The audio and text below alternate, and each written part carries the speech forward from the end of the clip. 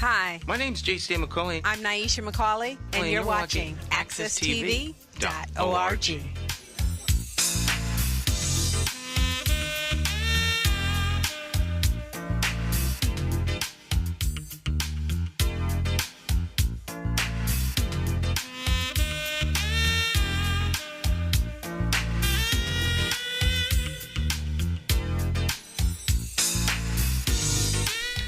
All right, my friends, once again, it is indeed time to get our talk on. It's Morning Talk with me, your host, J. Stan McCauley, along with the champions of talk. Of course, today's talk champion is none other than the one and only Jonathan Small. Good morning, Mr. Small. How you doing, sir?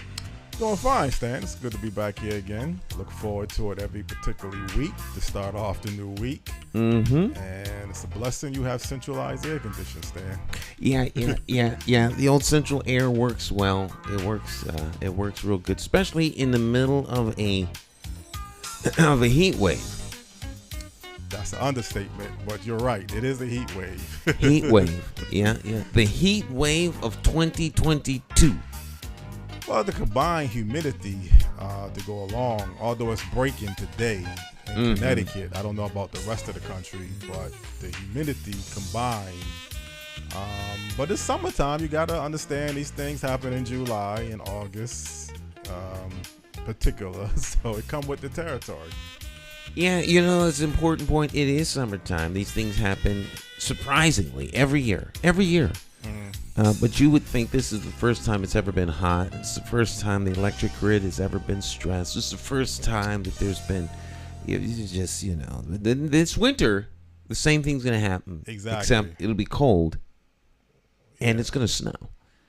That's my long-term forecast, snow. Blizzard of 2022. Mm-hmm. Well, it depends on which preference you like. If you like summertime, or you like wintertime, or you don't care for neither. I mean, everybody got a preference which they prefer. Mm-hmm. Obviously, I think me and you would like autumn and spring, but summer is nice too. Don't get me wrong. Summer is nice, but when it's 95, 99 degrees and it's humid and the sun is out blazing, I mean, thankfully you're not working directly in this heat. Construction workers putting tar or whatever they call it. Asphalt. Yeah, hot tar, working on steel. Yeah, that just generates the heat combined. Man. You combine that to go along with it. So, working in the centralized airport is very comfortable. Mm-hmm. The studio is very comfortable. So, you got to take your options what you have. Yeah, although today I have a press conference to do at about 11. So I got to get out of here a little bit early, Not earlier for the after show. Right, I understand. But so I have to go out in the heat. Though I've been out in the heat several times. But to me it's a selling point. Mm-hmm. For news, where a place where there is no news. Well, actually, there's lots of news, but it would seem that major breaking news right now is the heat. Well, it gives you something to talk about. There you go. I mean, that's the number one motive. It gives you, a conversation piece to really address. But was you outside a lot during this past weekend? I wasn't hanging outside, but that's not true. Actually, we went to a cookout, a birthday party cookout. We were outside for 4 hours. Oh, okay. But it was pretty cool because the guy had a mist. He made this thing and it was like mist, like spray. Like you go to the supermarket and they spray the fruit, right, or vegetables. Mm-hmm. They had one of those, and it was spraying underneath a tent. Oh boy, and a tent, and it was quite nice. It was quite cooling.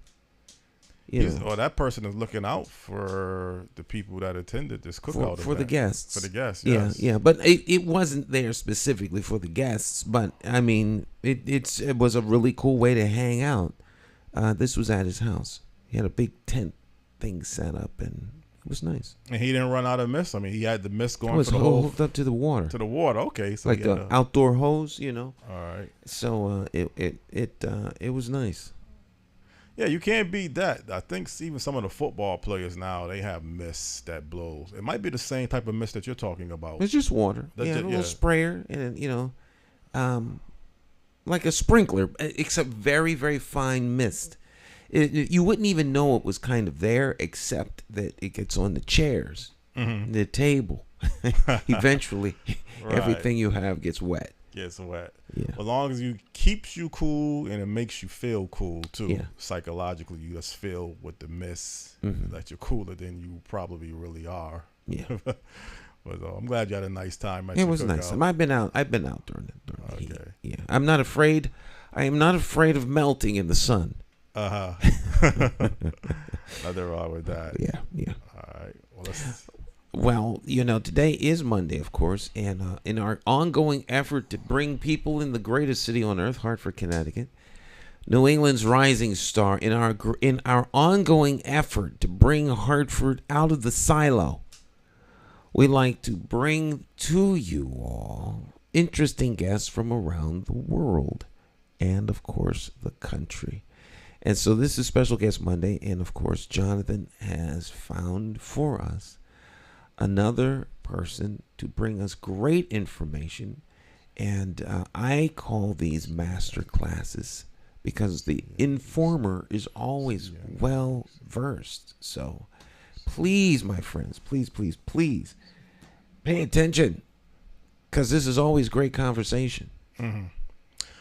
Well, good morning to people out there. This morning on Morning Talk Live with J. Stan McCauley Talk Show, we have a professional person who represents a business organization in the state of North Carolina. She's very polished and brings a lot of extensive information and expertise to many different areas of businesses in the state of North Carolina. The guest this morning is the executive director of the North Carolina Business Council, located, I believe, in Raleigh, North Carolina.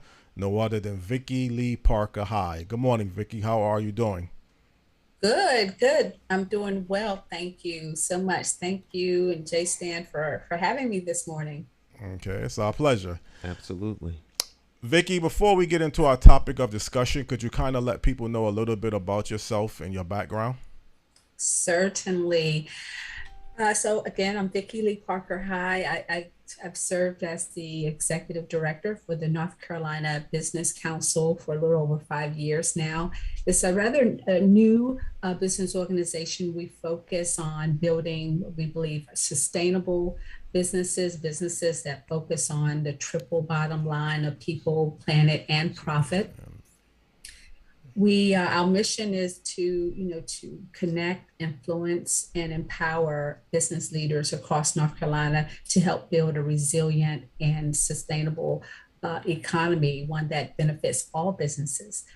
So we spend a lot of time advocating for policies and assisting businesses to grow, to be resilient, sustainable. We want built businesses that open here to stay here, and apparently I'm here today because a lot of the efforts of the North Carolina Business Council and all the wonderful business organizations across the state have been doing, I think, a very good job in attracting and growing businesses across the state. And the results are really paying off. So I'm excited to be a part of all of this and part of that this ecosystem where we're working with a variety of business owners and entrepreneurs and large companies and executives all together on one big team to make North Carolina a great place to do business. Well, Vicki, actually, North Carolina ranked number 1 this past year in 2022 by the CNBC report as the number 1 state to do business.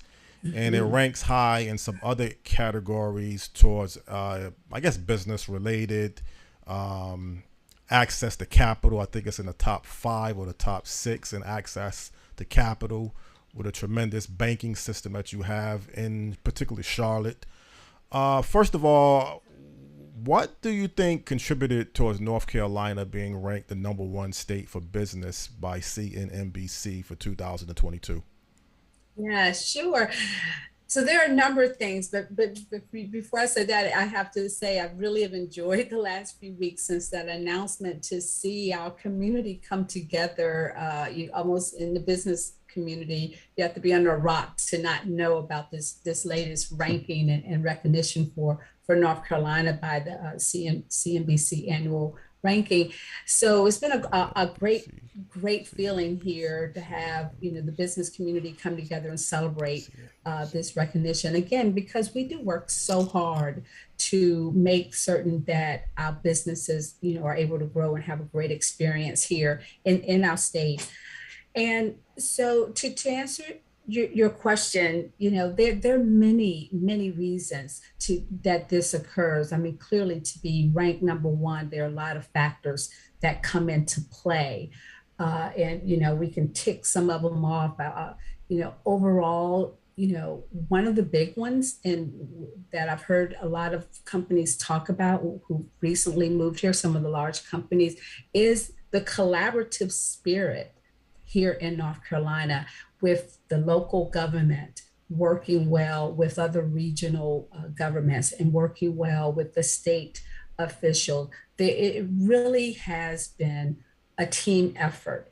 We don't operate in silos here. We do coordinate. The regional directors, they're coordinating with the state leaders to make certain that they have all the resources in place to attract the businesses to our state. And, business leaders who are looking, they really appreciate that. They appreciate that when they come to the Raleigh area, that there's conversation and relationships with Raleigh and Durham, and then, in Charlotte, that we're all on this same team together. So that has been a real important player in this. I think the second thing you will often hear is, the awesome pool of talent that North Carolina has, the workforce. That is a top priority for a lot of the local leaders, the state leaders, to make certain that we have a very top tier, well-trained workforce for the businesses that we are attracting to our state. We are very fortunate. We have a very robust and high-level educational system, K through 12, post-education, our community college system, Wake County Community College, there's are well-known, nationally, and then our university system here as well. So, and, in addition, for businesses that are, as I said, looking for diversity, North Carolina is home to, I believe, over 10 HBCUs historically. And I'm drawing a blank, but our historically Black universities and colleges, excuse me there for a second. I'm so used to just using the acronym. But so we have a diverse pool of high-level, highly skilled talent for workers to work with and engage with. Mm-hmm. And again, I think I might have misstated. Is it CNBC or CNNBC? I think you said it correctly. The poll is CNBC. Okay, CNBC. Okay, I thought so. I added the M instead of just saying CNBC report. Mm-hmm. Okay. Mm-hmm.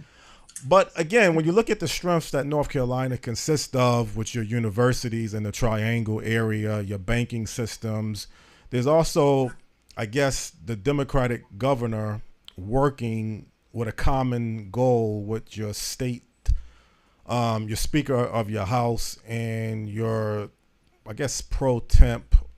I'm trying to say it correctly, because I guess it's the same thing. Speaker pro temp. Yeah, Speaker of pro temp, and then the Speaker of the House, working together with the Governor Roy Cooper, and I guess the businesses is like the common goal that kind of brings, because usually you hear in some states when you have one party against, not, oh, I guess you can say against one party with another party, you have a lot of friction getting legislation and bills passed. But when it comes time for business in North Carolina, it seems like the Democratic Governor Roy Cooper, along with your legislative, seems to work very strong together towards that common goal. Yes, absolutely. That if we can definitely say, I think that's the area where no matter what party you're affiliated with or where you fall on the aisle, making certain that we have a strong business environment and creating jobs is a top priority for all officials here in North Carolina. I think the record reflects it. I was looking in 2021 alone, we had a record a year in terms of economic development. We currently have over 185 economic development projects, and that equates to over 2,400 new jobs. 24,000 new jobs and over $10 billion of investment. So, and that is just 2021. So it's been an astounding year, again, a record-breaking year.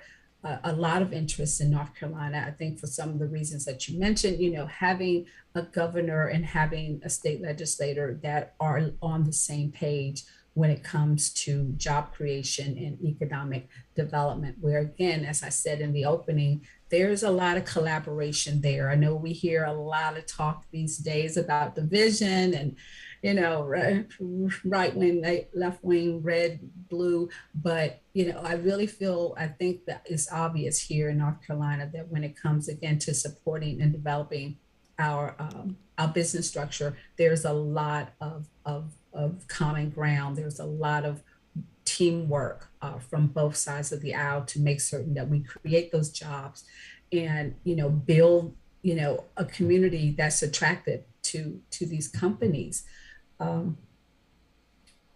Recently, you've heard some of the names, I'm sure. I mean, this year, or in the last few years, we've had Apple to announce, they're coming, here and opening and making investments over the next 5 years. I believe over thousands of jobs that they're bringing. But not only, are we having these big companies come in with, Toyota, Fujifilm, that they're coming in and they're creating jobs, which is awesome, which also creates more opportunity for the smaller business ecosystem around them. So we're having that real ripple effect where, our local restaurants, our local retail shops, our business services, they all benefit when we draw these larger companies in. So everybody really plays a real key part here. And part of that attraction, as I, have often said to people, bringing these big companies here has been, the well built out local businesses establishments here, because when they're looking at where they want to go, they also want to see what type of local community is already established. And having such a strong, robust, small business ecosystem has also played a really strong point or a role in attracting these larger companies as well, because they want to make certain that the services are in place for the employees that they bring here and attract here and hire here as well. So it again, it's a huge collaborative effort. Our governor sees that, our state leaders see that. Again, I think it's the area where you see a lot of common ground, a lot of working together, a lot of team playing to make this, to make North Carolina where, really now, but number one place to do business. Do you like the fact that North Carolina has a term limit, that you can't stay as the governor past 2 terms? I mean, obviously, if Roy Cooper's doing an excellent job, sometimes you would like to continue to see the governor in office, but now you don't have that luxury of being able to vote for him. Is that somewhat of a problem, or that's really not a big deal? I mean, I think that it's a good system, but and you may be aware. I mean, I think he'll be off a term is different from the presidency, as you know, where you once you run two, you're done. But I think he can be off. I'm not sure the exact time, but I think he can be off one term and then and a governor is allowed to run again. So, there is that, remote possibility out there.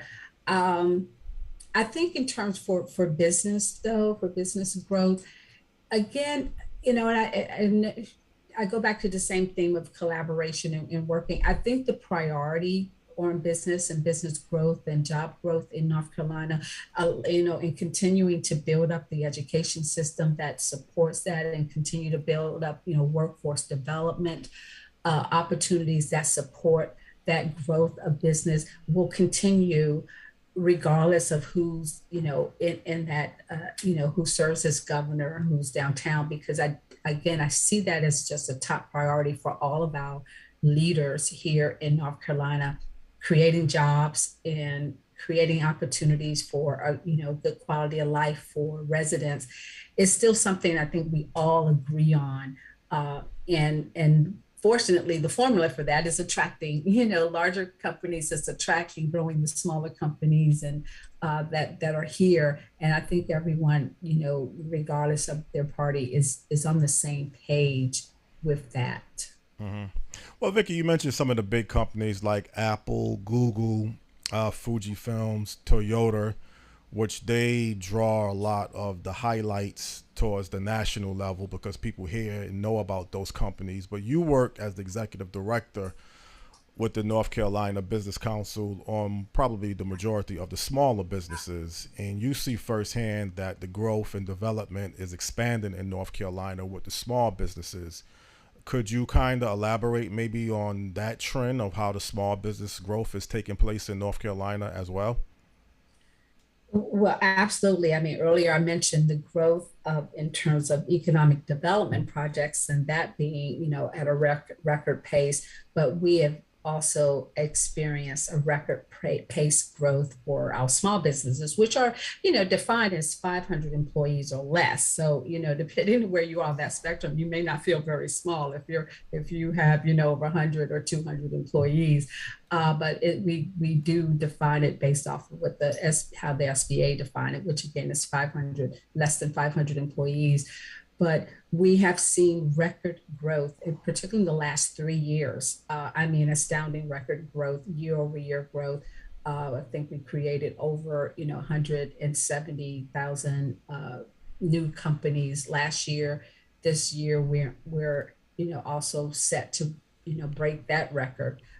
Prior to that, we had over 100,000 new created businesses. So there's a lot of growth here on both spectrums, large companies and your smaller mid-sized company. You're seeing a lot of robust growth. A lot of that is, again, fueled by our population growth, which kind of plays into that as well, because not only are we being ranked, the good place to do business by a number of business media. I mean, it's not, CNBC is a great, but, we've been on lists, Forbes magazines and other business magazines listing us as a great place to do business. But we've also been listed on a lot of lists as a great place to live. And, and having a great quality of life. And again, the school system for people with young kids. When you listen, and I listen a lot to people who recently relocate here, the first thing they say is that, when they're looking for a new state to move to, the first thing they hear and read is that this is a good place to raise a family. It's a good place to bring your kids, and the job opportunities clearly are there as well. So we check so many boxes. And so, with that type of population growth, that also starts to feed on itself and create what we're seeing in the growth of new businesses. And interesting enough, our Secretary of State did a survey recently to take a look at to survey some of these businesses, these new growth, to get a sense of what was really behind this surge.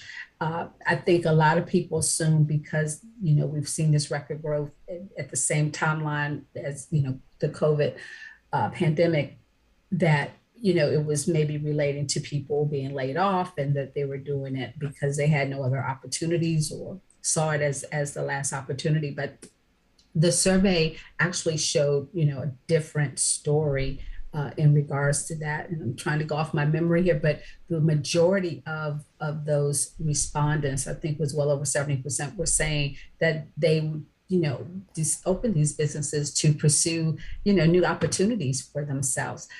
It was not relating to job loss, or not relating to, in fact, I do recall there was only 15% that actually said that they were starting a business as a result of a job loss and trying to seek revenue through entrepreneurship, but the rest of them were seeking new opportunities. So it told me, in my estimation, that maybe COVID gave people that time to kind of step back and evaluate where they were and look at some of the business ideas that they've had, some of the goals that they had, and gave them a time to kind of pursue those goals and put some things in place. And they took that downtime as a time to really kind of dust off some of those old business plans and really move forward with those goals. So we're seeing, again, this surge in business growth, but these are people seeking opportunities. These are people who are bringing, skills and services to the market, which I think, with the growth of the larger companies moving in, and the Apples and the Toyota, and I think we just had another one that announced recently, one of the largest announcements recently, and it'll come back to me in a second. But VinFast, I believe, it's a Vietnamese manufacturing company that announced 7,500 jobs. It is the largest economic development project announcement in our history, in our state history. So we hear about Toyota and Apple, but we're attracting a lot of large companies from all over the world. And so we're going to see the small business growth continue to feed off of that and grow from that. That's an excellent assessment when you're talking about that amount of jobs, 7,500 from one particular company. Stan, would you want to jump into this conversation? Do you have any questions or comments you want to make related to this topic? I'm of course in listening mode, but a good friend of mine, retired businessman, moved to Raleigh several years ago, and everything she's saying is what he was lauding about, coming from Hartford, going down there.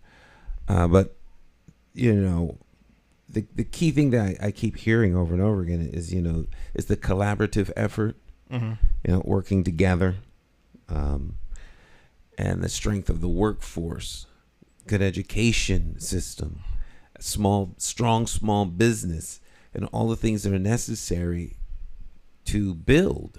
You have to have good foundation. They've got the colleges.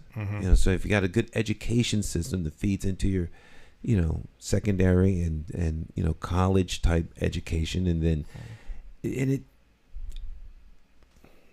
I don't know what to add, because I mean I'm lamenting that in my little town, the capital of Connecticut, there's I wish it were a little bit more focused on doing the things that you're talking about, and even those that might make the claim that they're moving toward that, it just takes so long to prime this engine. This stuff doesn't happen overnight, or because you woke up in the morning and decide to have a plan. It has to be well maintained, and that's kind of like what I'm hearing. Well, actually, I don't know, Stan, if you realize this, but Connecticut ranks 39th towards the number. I guess the state that's not a surprise. Doing business, yes, towards the state. So that's not a good number when you rank 39 out of 50. But there might be other factors. Sometimes you rank high in some categories, you may rank low, but overall, if you are not in the top 25 and you're at 39, and obviously our tax structure in Connecticut is a lot different than in North Carolina. Well, yeah, you've got those hard numbers and things along that line. But I'm listening to what she's saying, and then I think about our school system.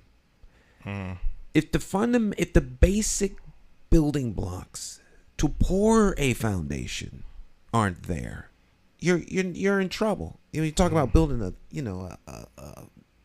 120 floor skyscraper and you can't get the foundation together. So if we have problems, particularly in urban parts of Connecticut, with the school system, and we know the situation with small businesses, the appearance of small business growth by putting pop-up shops in empty storefronts is not creating a vibrant small business. And so the things that I'm hearing that are being done here relative to the things that are being done there and are established there, there's a reason why it's working. And so I'm just hoping people are listening. Well, again, Vicki, like J. Stan McCauley just mentioned, it's nothing new. But when you had the research triangle develop, I think as far back as 1959 or sometime in that span, yes. Was that a tremendous starting point towards putting North Carolina in a different direction, comparable to the past? Maybe when you was dealing with textile industries, tobacco.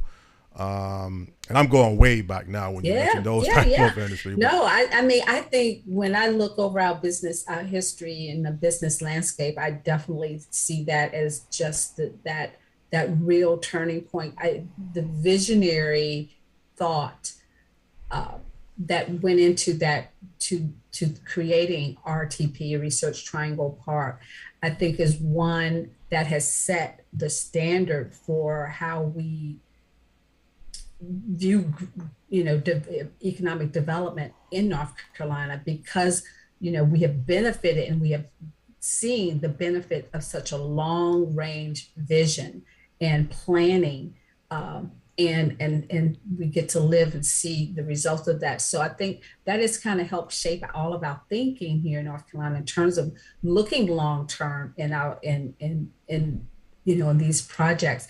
As well as, looking at what our immediate needs are. But they certainly, RTP has set that blueprint for how to go about building up other areas. And so, I'm listening to you lament about, Connecticut. And, I think, what the visionaries did is that they played their best hand. They looked at what they had land, and that's still very important for us. The acreage is important when you're talking about attracting these large companies. They need a place to build out. They need a place where they can go, that's shovel ready. They need to be able to build these, large campuses.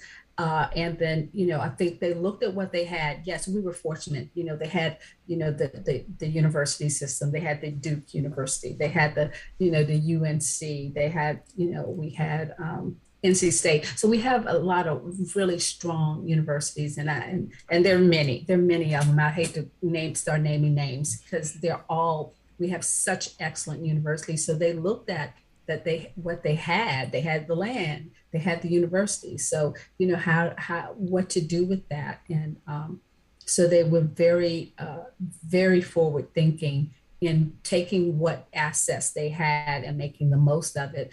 And I think what we have seen in some of our rural communities and our urban communities is just that same approach, looking at what we have there, what the assets are, and building on those assets, with Charlotte that you mentioned, with the banking industry, so they looked at what was working well and continue to build on it. And now, when you hear, I hear that often when I travel, Charlotte, banking. So building that brand of for your city, and, it's important, but, you have to work with what you got.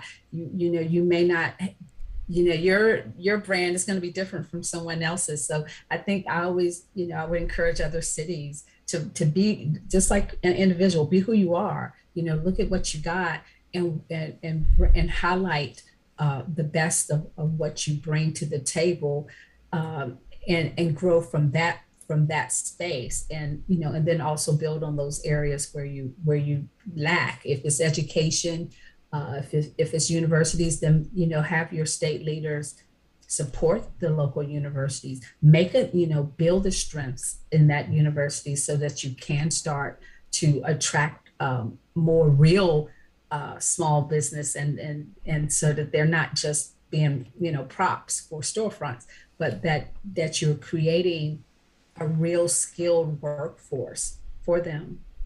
In North Carolina, our community colleges play a very vital role. I mean, I talk about the large universities and they're critical as well, but our community colleges are the ones where these large companies come and sit down and they work with them to work out how to train the workforce to work in their manufacturing plants or their biotech industry. So it's on that level where they can have that type of flexibility to help design curriculum so that it meets their needs. Those are things that I think all areas could explore. How do they use their community college system to build a strong workforce for your small and then eventually the large companies that are that you want to attract and grow, and then again looking at how what type of laws you have for those businesses. I mean, other really important thing about North Carolina is that businesses talk about is the cost of doing business here in North Carolina is low. I mean, relatively speaking, our tax rate has been very low. Our corporate tax rate has hovered around 2.5% for a long time, and now we recently passed legislation where that corporate tax rate will phase out to 0%.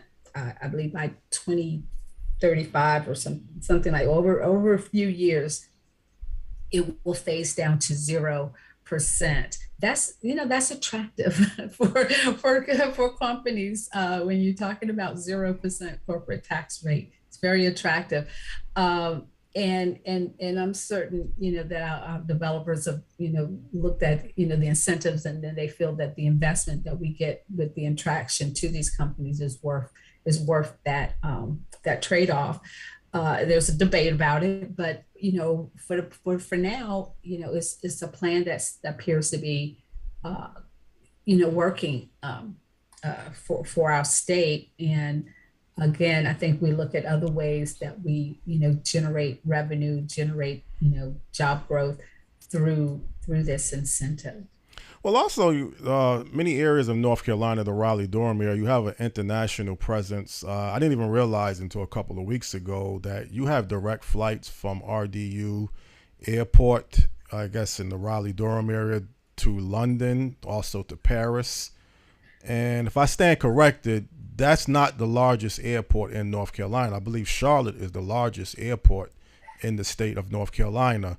But where does the international presence of London and even France? Well, I know London has a big, some type of British, something similar to your North Carolina council. There's some type of British American council in the Raleigh-Durham area or North Carolina as well. Yeah. So where does the London impact, or the London people from London come into North Carolina? Where does that growth come from, pretty much?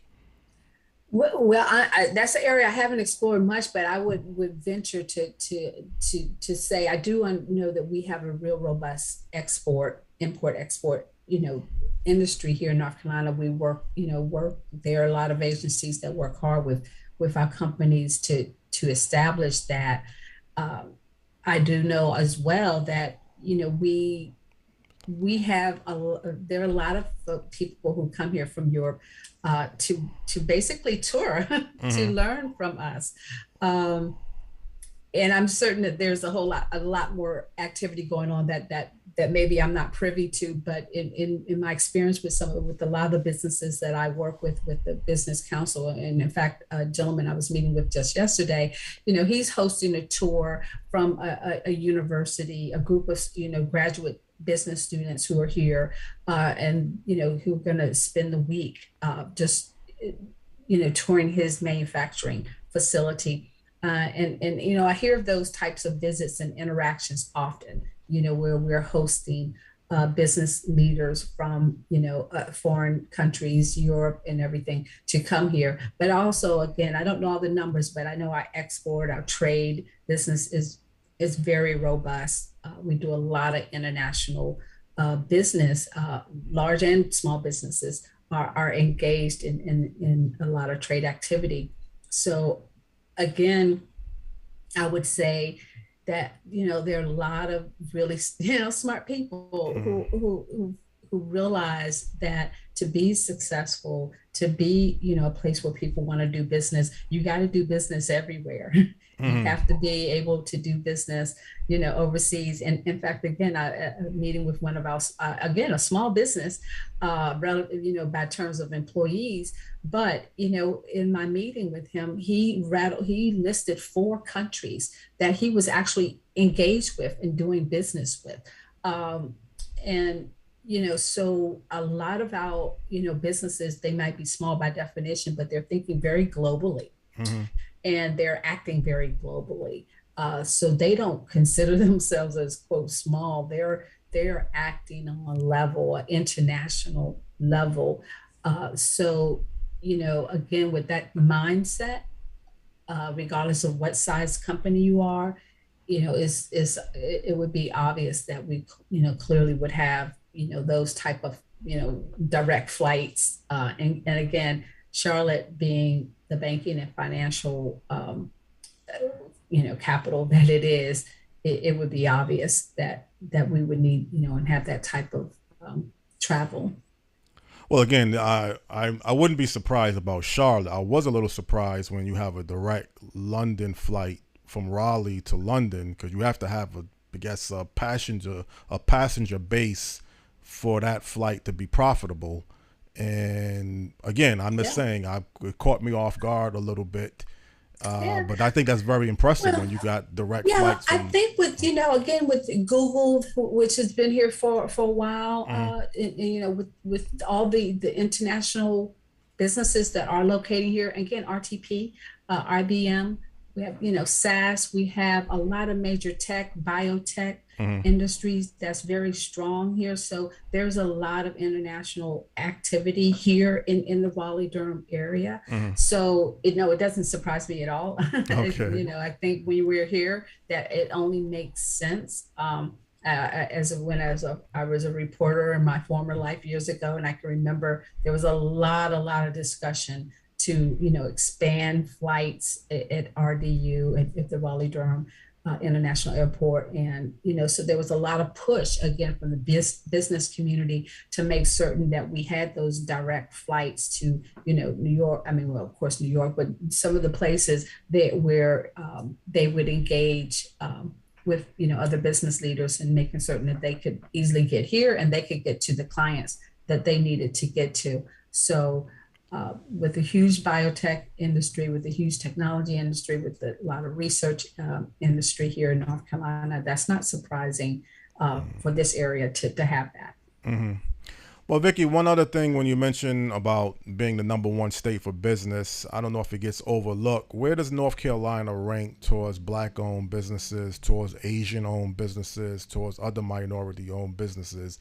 It's obviously one of the best states, if not the best states, for this past year for being ranked as the #1 state for business. But how does North Carolina compare and rank when you get into Black-owned businesses and Asian-owned businesses and other minority-owned businesses?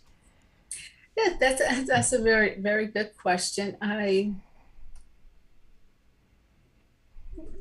have to be honest. I think, like with across the nation, we saw with COVID, I think, a lot of our minority-owned businesses took a huge hit. I think numbers were showing that, over 40%, closed during that time period. It's still not clear how many of those, that percentage reopened or has since reopened.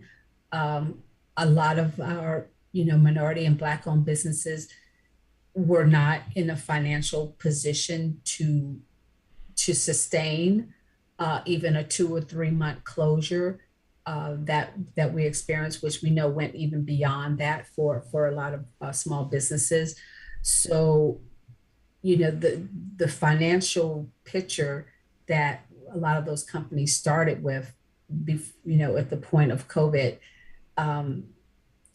pretty much put them in a position that, yeah, they couldn't sustain it. They could not afford to a shutdown for extended amount of time because they simply did not have the cash flow and they did not have the reserves. Whereas a lot of the white counterparts did have those things and were able to fare a little bit better. I'm not saying they did great as well, but they were able to, sustain. And we just saw that wasn't the case with our Black-owned businesses. So there has since been, I do see a lot of effort and attention being drawn towards that issue to provide additional resources to help stabilize or to help revitalize our Black-owned business communities. It's an area I personally feel still needs a lot of attention.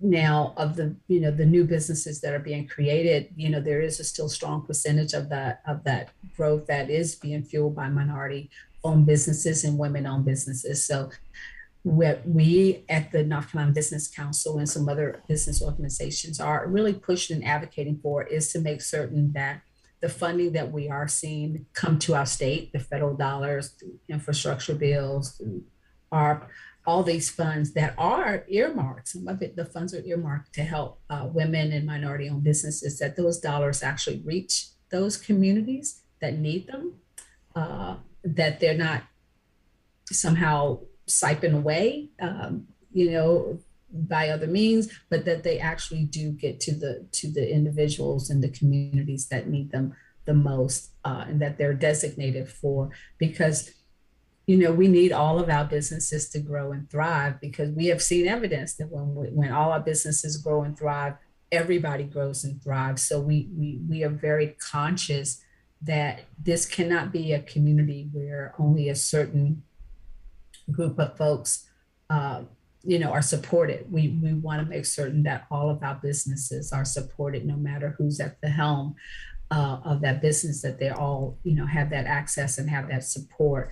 And those that need more, then they should get that, because we have just seen that for a lot of systemic reasons outside their own control, that they need that outside support to sustain them. So we make that case that no one is asking for any handout or anything. We're simply acknowledging that we've been operating in a system that has disadvantaged us outside of our own doing, and that system needs to kind of right that level and level that playing field for us. So we've been advocating hard to make certain that our minority businesses are supported, that they're given the attention that they need, and that attention is unique to their experiences. Mm-hmm. Well, Vicki, as the executive director for the North Carolina Business Council, you represent the entire state of North Carolina, not just one particular area. And even when you get into minority or Black-owned businesses and developments, Raleigh and Charlotte always ranks very high on a national level. Do you see some concerns from other areas throughout North Carolina that may not be getting the same type of economic growth and development comparable to the strong areas like Raleigh and Charlotte, or is it more distributed beyond just those two centralized locations? Well, yeah, there's a lot of work to be done, no doubt. There is a lot of work to do to move and distribute, those opportunities beyond those key urban areas. It's an ongoing discussion, and I guess that's the good news, is that it is a discussion. It is, there are a lot, a number of business leaders who are asking those tough questions and really looking hard at how to address it. I think the biggest area, and we are seeing progress, is, making certain that these areas have broadband.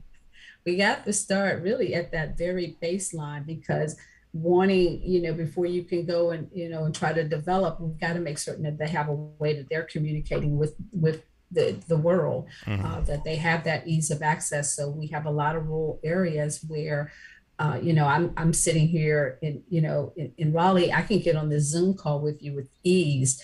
I know a lot of business owners, they would have had to drive maybe an hour or more to make this meeting with you all this morning, because they do not have that access. And that's very real life for a lot of business owners and business leaders. They have to drive to a location or drive to some other business where they have a stronger Wi-Fi to conduct business. Whereas, I work here.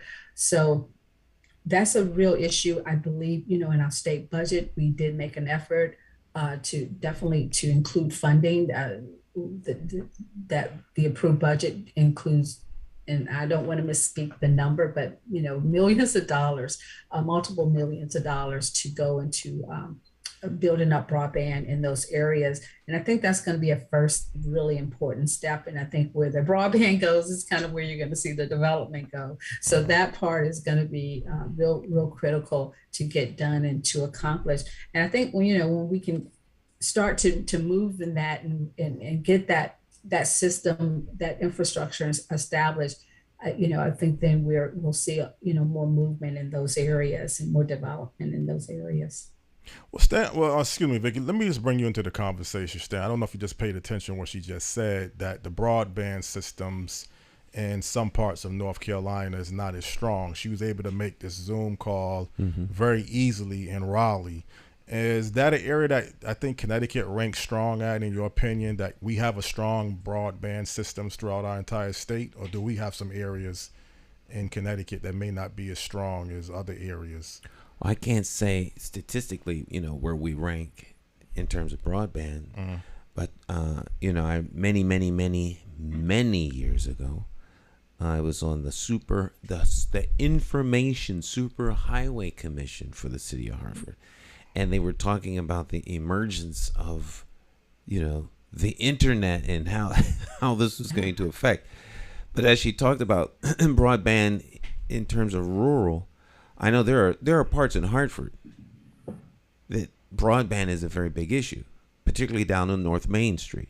And so the first thing that comes to my mind is, if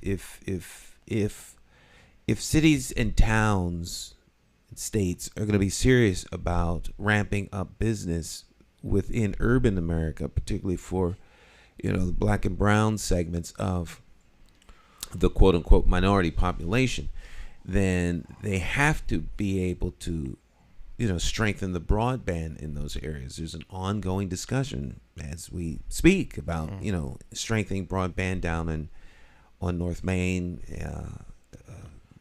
here in Hartford. And,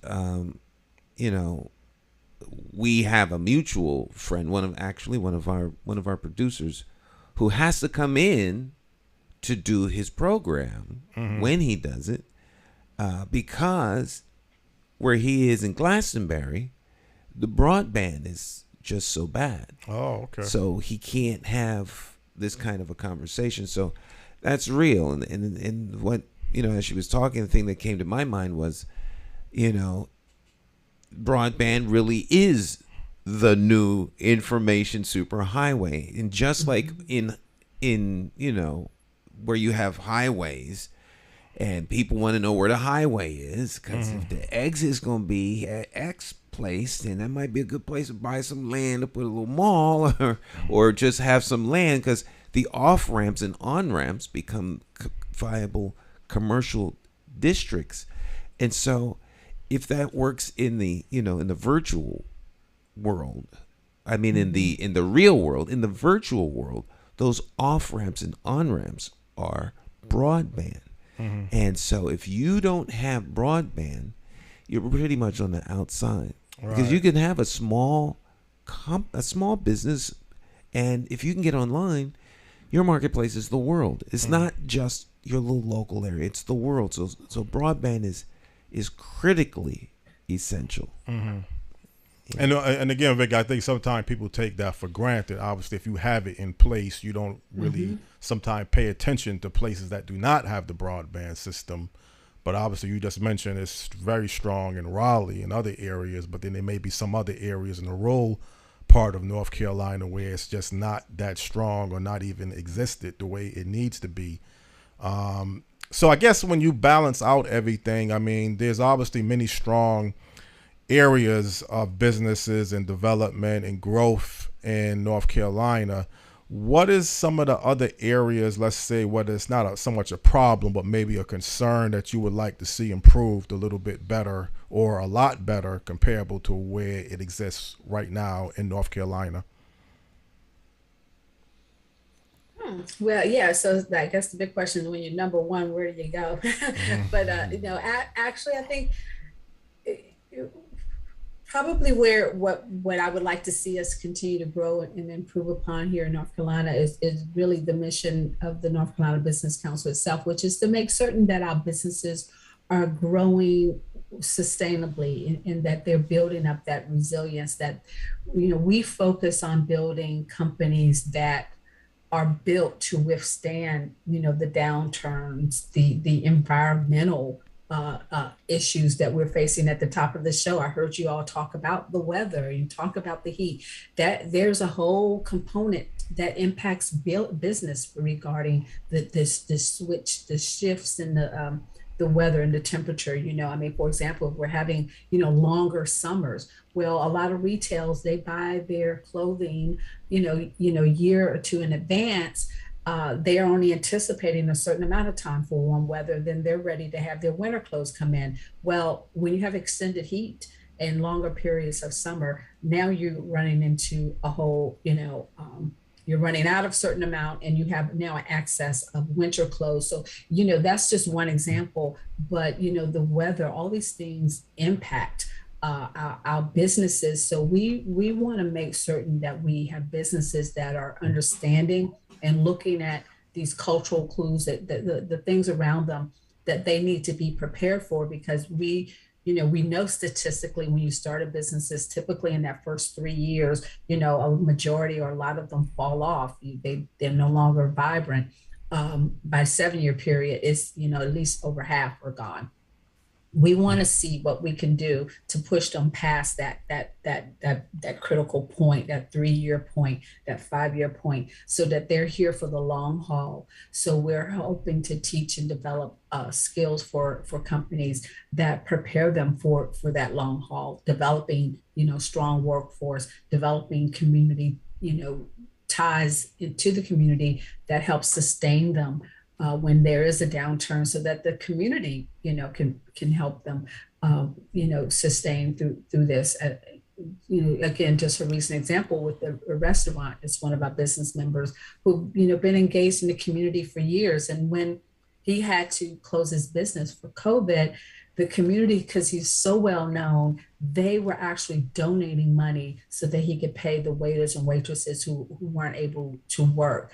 That is part of being a resilient business as well. And so we teach businesses that, it's not, when you're engaged in the community and you're giving back, you're building up goodwill for that rainy day. It's an intangible asset, but when you need it, boy, does it come in handy when you have the community, get your back that way. Or if you have already planned for unusual weather patterns, and you've incorporated that into your strategic plan. How are you going to shift gears when we have an extensive long summer or heat wave, which might push up your electric costs?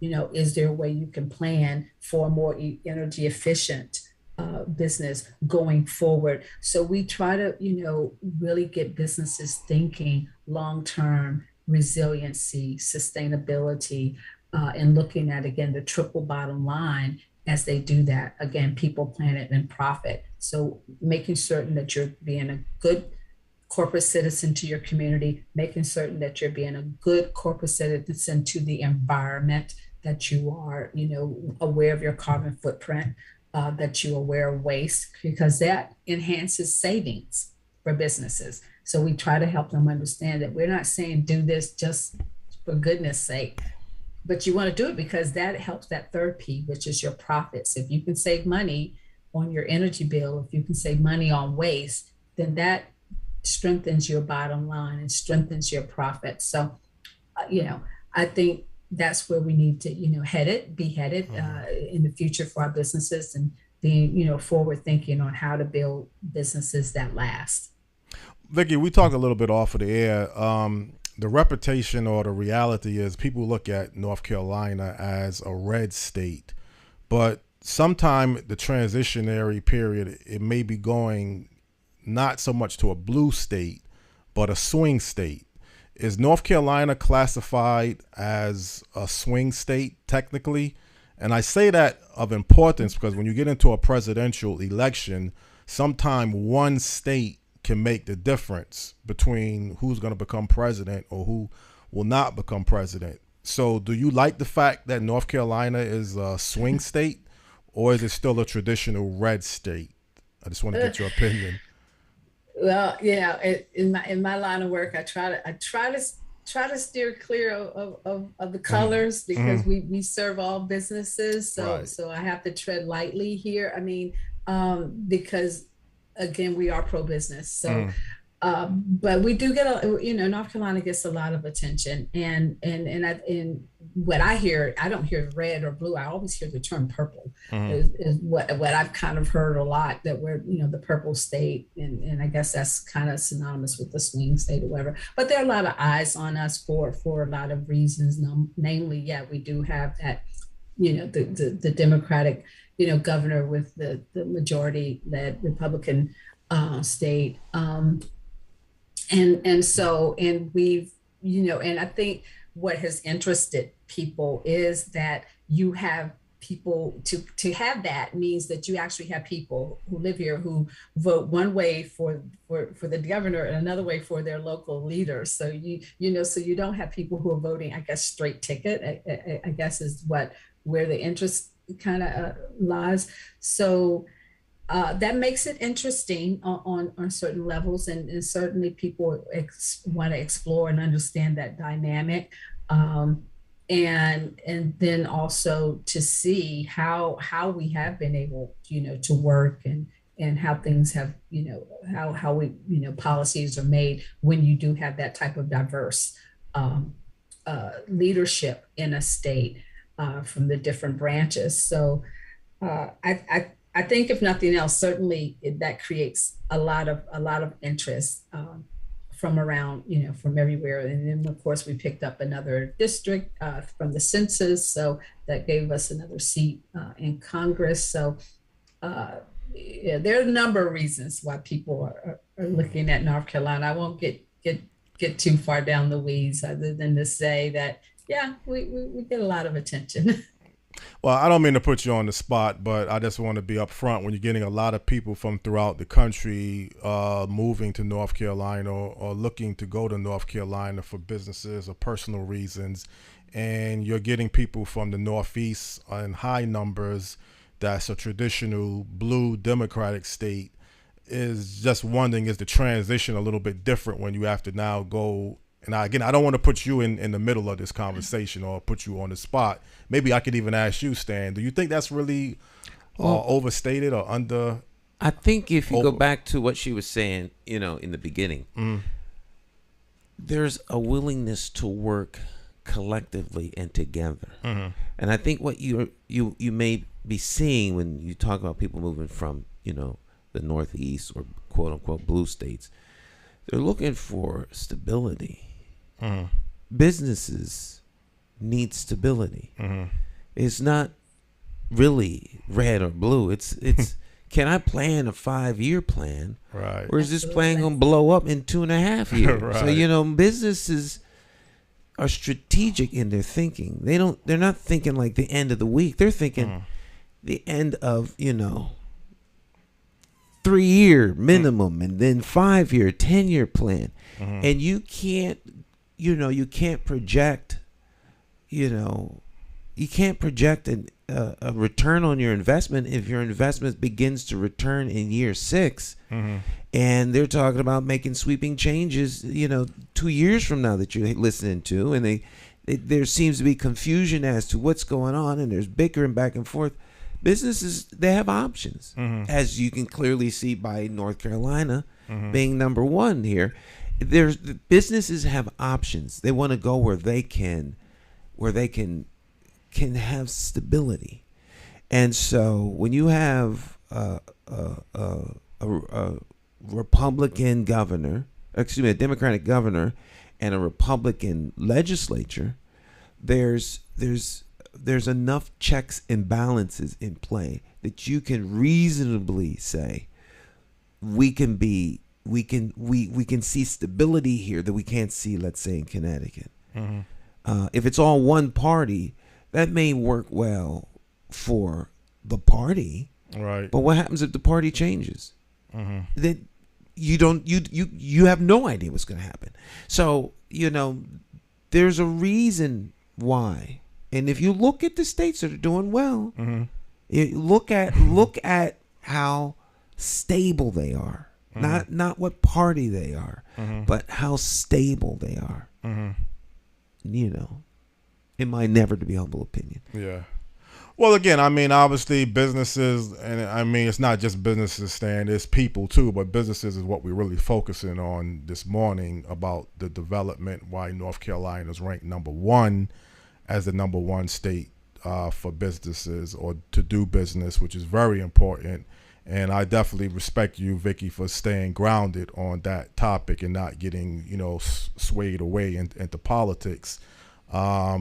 When you deal with businesses, what is some of the concerns? Again, I think I asked you, maybe I had asked you that question once already, but do you get some issues or questions that people who you represent come to you towards that, you have to always be on top of towards addressing? No, I think, again, for most, businesses here,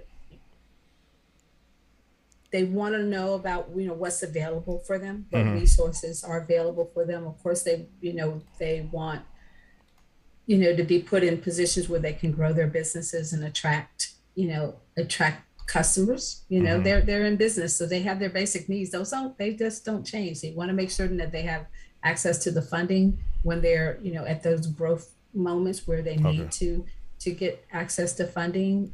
Some of them, need cash flow funding, so they need those opportunities to be available for them at no matter what level they are.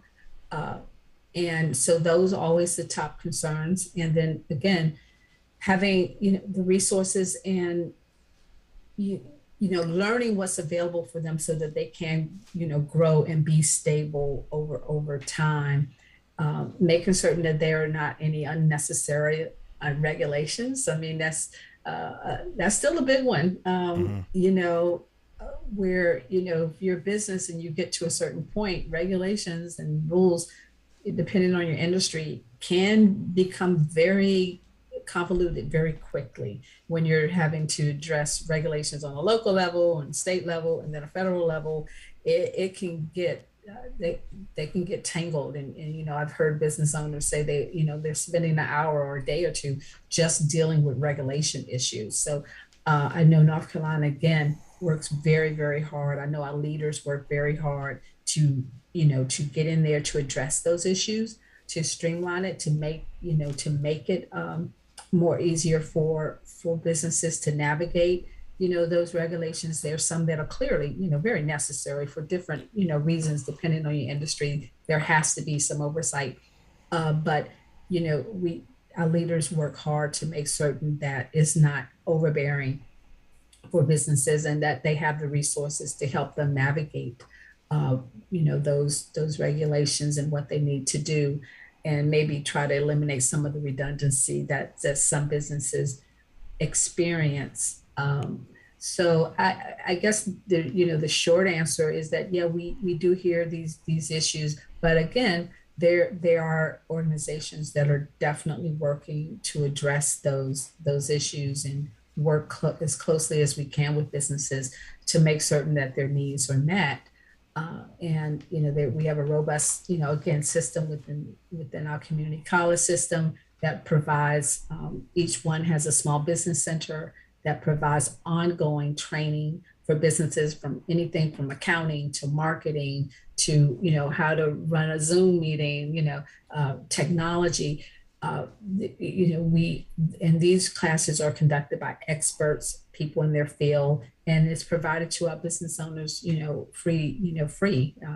It is paid for through our tax funding. So there is plenty of opportunity, for our companies to learn, to grow, and we just kind of help direct them to those resources, to the right resources, because there's a plethora of resources in North Carolina, I'm happy to say, to help our businesses. But sometimes as you're running a business, you don't always know where they are and where to go. So that's why groups like the North Carolina Business Council is here to pinpoint them and direct them to the right resources so they can get everything that they need. Vicki, that's an excellent way to end this particular segment of the show, and you did an excellent job. Obviously, I mean, you gave a referral that I could have looked into getting the secretary of the North Carolina Chamber of Commerce, but I think you had expressed everything that she would have pretty much stated on the show. So I was going to think about putting this topic on hold, but then when I talked to you and listened to what you were saying, I knew you would be the right person. So I was not even concerned. I just want to give you praise for the type of expertise that you had provided this morning. And if there's any last words you want to leave the audience before we end this segment, feel free to do so.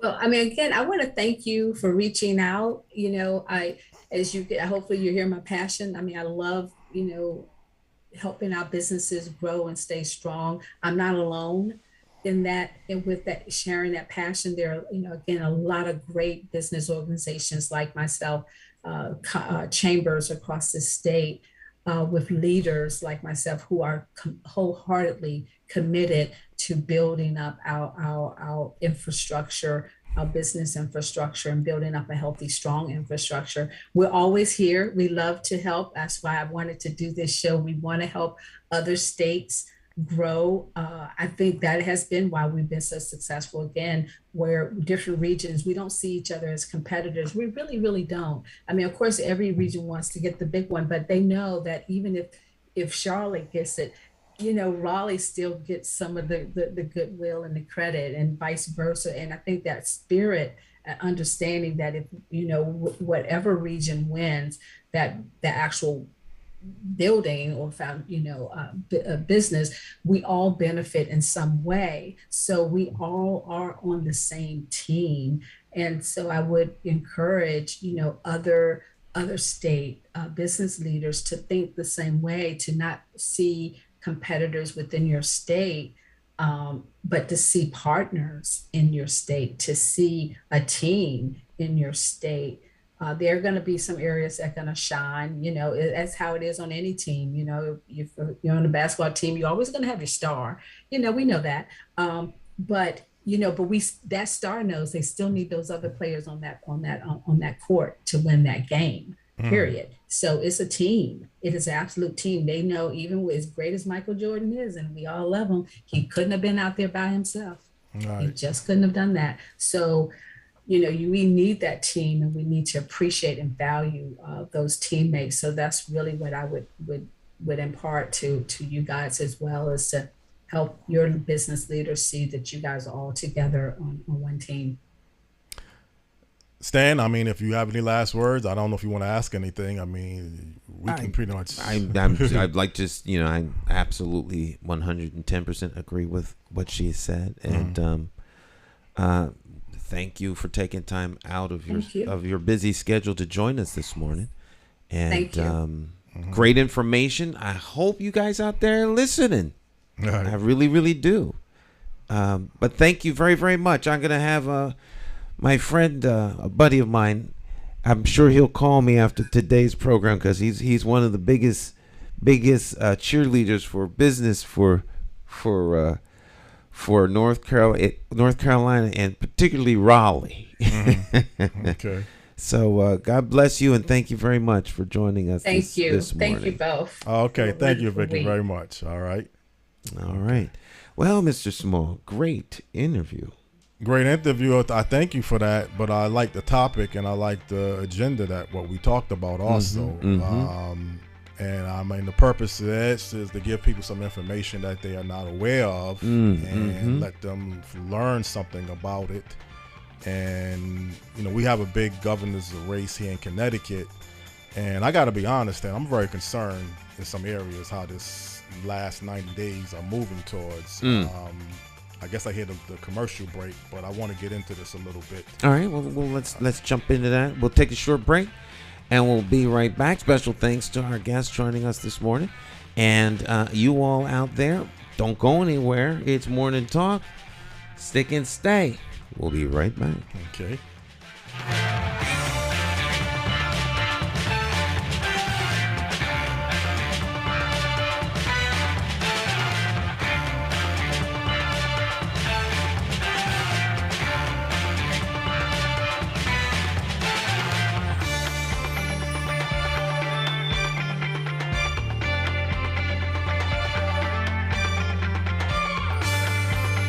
Independent thinkers are Puerto Rican, Mexican, Peruvian, Indian, Bosnian, Italian, Irish, Jamaican, African American, European, straight, gay, Nigerian, transgender, Christian, Jewish, Muslim, short, tall, skinny, rich, poor, happy, sad. Some of us hold a PhD and others a GED. And though we may be Democrats, Republicans, or members of the Working Families Party, we all have escaped the plantation of party politics and become independent thinkers because we as individuals are more than a party.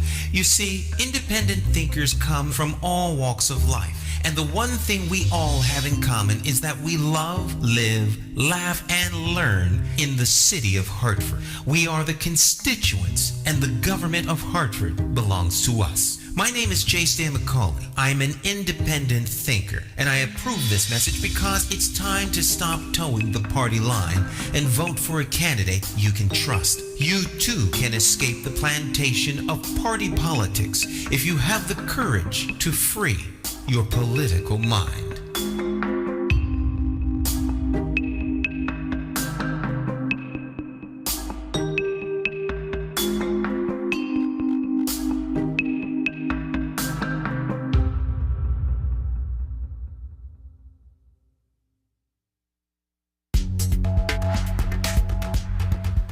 Hi, my name is Nyesha Garcia. I am from Brazil. I help HPU. I help families de Universidade de Harvard Community. Estou muito feliz em participar. É muito importante o engajamento dos padres e madres nas escolas de Hartford com seus ninhos, my children. I love helping family e HPU. Thank you. Gracias. Obrigado.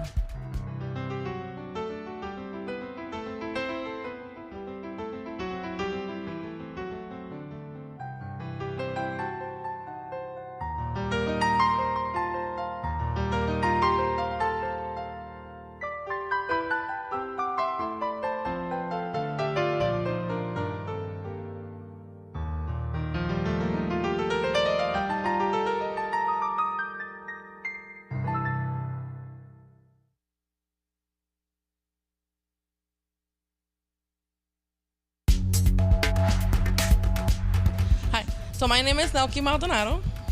My name is Ramon El Arroyo.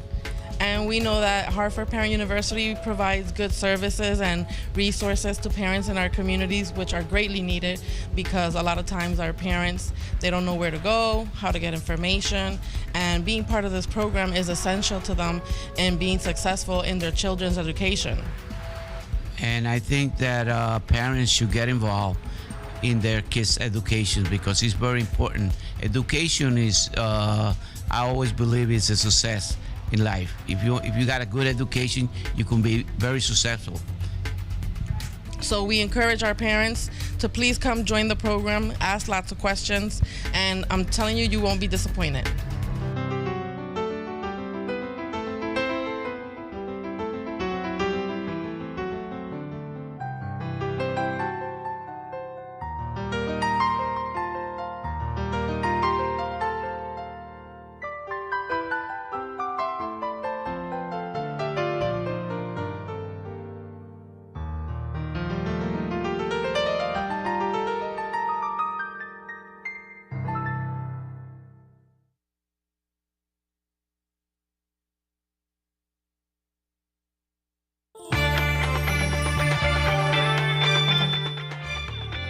All right, my friends, want to remind you this. Oh, no, it's not this Saturday. It's next Saturday, right? This is what, the 25th? It's next Saturday. Saturday, August the 6th is the Taste of the Caribbean and Jerk Festival. It should be lots of fun. Of course, it's down at the Mortenson Riverfront Plaza. So make sure you make your way down there. The event is free. For more information, point your phone at your screen and click on the QR code there. All right, we'll give you all the information you need. They're also on Facebook, so you can check them out on Facebook. Divided by many waters, together by culture. All right, the 17th annual Taste of the Caribbean, bringing you great things happening here in the greatest city on earth, Hartford, Connecticut, New England's rising star. All right, we're back, Mr. Small. Oh yeah, oh yeah, oh yeah. Well, again, I mean, I mentioned before the commercial break that I have some concerns with how this governor's race is being played out. It's not so much of what the candidate or what the governor is doing towards, running for office. That's their own prerogative, how they want to run, their campaign. I'm just getting the feeling individually and even collectively that the Republican candidate, Bob Stefanowski, is sort of ignoring some parts of the state. And I think I'm getting the feel or vibe that the Democratic governor, Ned Lamont, I don't want to say is taking the urban sector for granted, but it's just some things, some information, some benefits that I'm looking to get going and see throughout the next 90 days that I'm not really getting the response towards. You mentioned last week that his political director, Brandon McGee, got in touch with you about the black media, that he wants to give black media. We actually had a conversation with the governor. Oh, you did? Black media, yeah. Okay, so that part has already been that happened. That was last what's today? Monday? That was last Tuesday. Yeah. You met with the governor, so y'all had a conversation with the governor. We had a whole lunch with the governor. Okay, so then that clarifies myself, that. Okay. The North End agent, the Allen sisters, and Reggie Hale from Inquiring News. Oh, okay. So and another young lady from where's her car? The Narrative Project. She's down, I think, in New Haven. There were others invited, but we were the only ones that came. All right. I wish I could have been there, man. To be honest, Stan, I gotta be.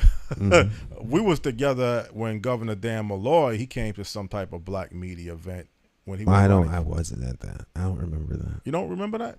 We went to an event. Malloy was on our program with Kevin Brookman that time. Yeah, but there was some event that took place that same year. You just can't remember. I forgot where it was at. And it was just for black media? Yes. It was other black media sources that was there. I can't remember the location, but it was a while ago. I think it might have been 2014. It probably wasn't even 2014.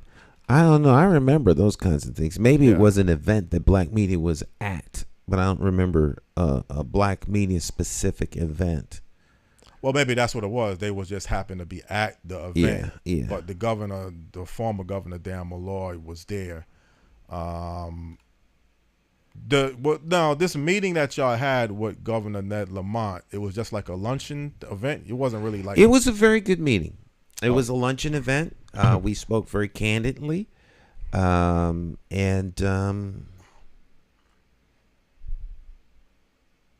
it was. I mentioned to him that you had reached out to Bob Stefanowski, and we yet to hear anything. Do you feel it's necessary that y'all meet with Bob Stefanowski? I mean, I don't know whether he's reached out. We didn't reach out to the governor. The governor reached out to us. To us, okay. So he hasn't. Bob Stefanowski hasn't reached out to us. The governor. They also had a meeting with the Latino press, the Latin press, Spanish speaking press. Right. Well, if Governor Ned Lamont met with y'all, then I have to really take back. Then, I mean, if it was just a regular luncheon, or y'all had some real issues, agendas that y'all was discussing, I wasn't there. We didn't necessarily discuss agendas. We spoke. We spoke to him as members of the quote unquote black press, and the importance of including black press. And they.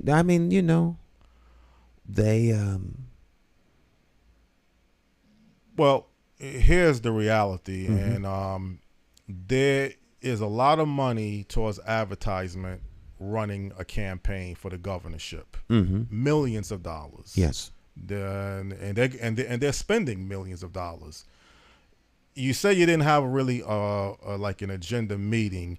Do you feel it's necessary for some of the dollars to be spent towards black media for the next 90 days? Do you feel that, that's important or that's needed, or is that... It's important that money be spent with black media. And that kind of maybe gets to the heart of our discussion. I don't know what they discussed with the Spanish speaking press. But we as black media are trusted voices in the community. And there's a very fine line between dollars spent with the press. Because at that point, then the press just becomes a business. For me here, of course, this is not, accesstv.org is not necessarily we're not in this for the profit. The print media is much more reliant on advertising for survival than we are. But of course, the Allen sisters have a legacy with the Northern Agent of their father. And their family legacy is tied to the brand of the Northern Agent. And of course, Reggie Hales has a legacy to maintain with his father's founding of the newspaper. So there's not only the legacy of family, but the legacy of their own names and their own integrity. And it's very, very, very important and very critical that we maintain integrity when it comes to reporting. And so you have to be very, very, and we expressed this to the governor. There's a very, very fine line in terms of what we report. We report the news. All right. Now at this point, I can only speak for myself. I report the news. I don't propagandize. I'm not in this for the money. So that's not to suggest that the others aren't. It's just I can't speak for anyone other than myself. But they expressed the same thing, the same concerns. Because once you start introducing money, you can compromise the news entity. So if it's a matter of tapping into the millions of dollars and getting some of the money, well, how are you going to get the money? In order to get the money when it comes to advertising a political candidate,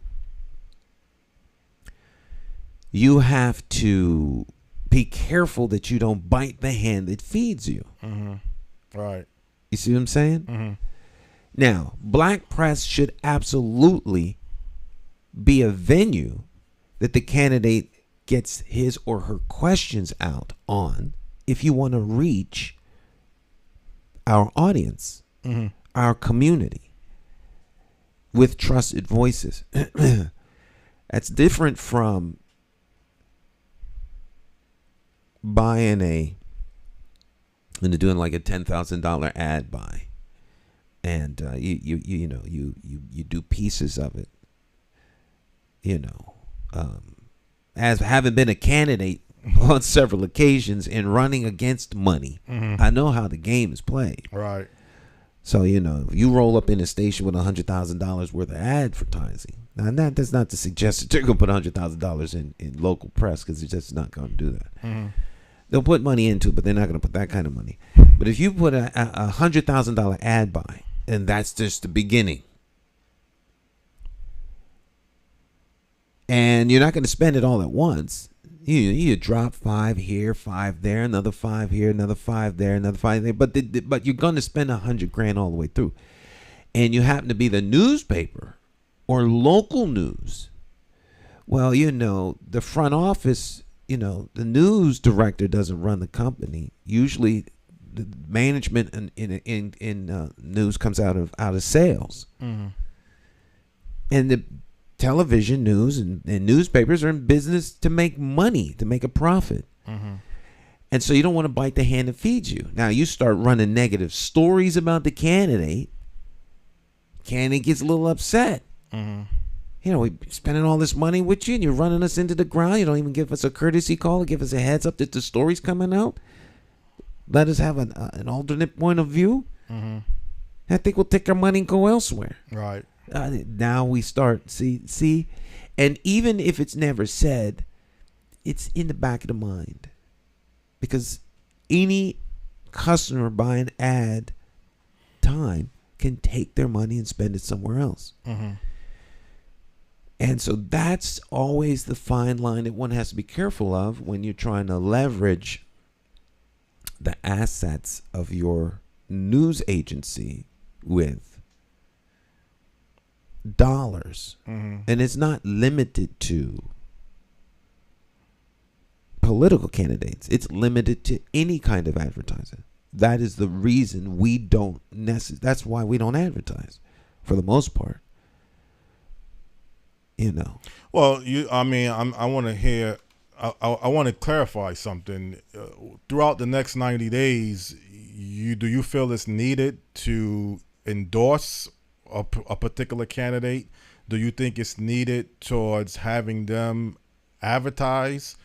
Is it important? The AccessTV.org network, should they come out and say who they're going to endorse if that particular candidate is advertising with your network? I don't want to put you on the spot. The network doesn't endorse anybody. I might. Okay. You might individually. Right. If the network endorses someone, that's a real big step. Usually the newspapers, the editorial board endorses, not necessarily the paper. There are a lot of people here at the network. Right. And so there are people here at the network that may not be comfortable with an endorsement of a political candidate because they don't necessarily agree with the candidate. So we don't have anything set up in terms of editorial board. Of course, as many might suggest, I'm the major voice on the network, so I can do what I want. I really actually can, but I'm sensitive to the other people here. Now, I don't endorse anybody until I hear what it is they have to say. So, if it depends on what vehicles are set up. Now, I would like to see an opportunity to do Q&A with both the governor and his opponent. That's the only way you can make any kind of Well, Republican candidate for Governor Bob Stefanowski is highly interested in debating with Governor Ned Lamont. I heard him on a radio station this past week. He really wants to debate and address issues to Governor Ned Lamont. Whether he wants to do it on accesstv.org network, I would assume he wants the big networks, obviously. WFSB, he would prefer probably that because he was on the highest ranked radio station. WTIC. Yes, WTIC. 50,000 watt flamethrower. Right. With Todd Feinberg. Right. Yeah. Now, see, that part I understand. That's business. Obviously, you want to get the most viewership. So it did. And, 50,000 watt flamethrower. Yeah. It's the largest station in the state. Right. I was told that a long time ago that the big candidates, they're going to go for the big networks because that's where the viewership is at. That's they can reach the audience a lot more larger. So that part is fine, but I don't think the black media should get nothing. It should be ignored. Now, you said you had black a lunch media. I can tell you, black media will not be ignored by Governor Lamont. Okay. Now, you may be ignored by Bob Stefanowski, or you may not. So far, he has not responded back to me, and I don't think he's really reached out to the black press. I could be wrong. Now again, they may have their strategies, how they're going about it. I'm not talking to the campaign manager. But again, a debate, a guest appearance, I don't think that's too much to ask for both candidates that's running for office. I'm sure they will have a debate at some point. Yeah. It's just where they're going to have the debate is the question. I'm sure they'll have debates. They should. When they may only have one debate, it would seem to me they probably have more than one debate. I don't. I haven't been following that, but usually there's more than one debate, and then both sides have to agree to a set of rules and things along that line, and because if one decides not to participate, there won't be one. Right. Well, if the state of Connecticut and particularly the urban sectors feel satisfied with both candidates, how they are responding back to them, I don't know that for sure. I kind of like some of the things that I'm hearing from Governor Ned Lamont. Bob Stefanowski, he's very consistent on finding faults with Governor Ned Lamont. I'm not hearing too much about what his agenda is. There we go. He's clearly outlining what the governor's done wrong. And truthfully, he has not responded back to me. He did respond the first time, said he wasn't ready at this particular time, but he hasn't responded back. And I didn't have this problem when Tom Foley was running for governor. He was on the network a few times. Right, and so was the former comptroller of the United States. Comptroller. David Walker. David Walker has been here several times. Right. So he didn't think it was robbery to spend time with us. Right. And Bob Stefanowski has received the information. I know he has received it. He just hasn't responded back to me. So again, I don't know. He is claiming he wants to debate and address the issues with Governor Ned Lamont. If you don't have a problem with a special debate show between the two of them, if they're both interested and it fits into. Oh, I would have no problem at all. And but if they're going to have debates, they're going to look at some big sources first. I would pretty much assume they have everything scheduling how they would like to go on this particular network. But again, this is not like a local citywide mayoral election. This is a statewide governor's election where they got to reach the whole entire state. If the governor and Bob Stefanowski have a debate at the Vietnamese Cultural Center, everyone in the state will know about it. Right. Okay. and they open the door for anyone to come in, everyone will be there. Be there, yes. It isn't where, it's the fact that the two of them are debating. Yeah.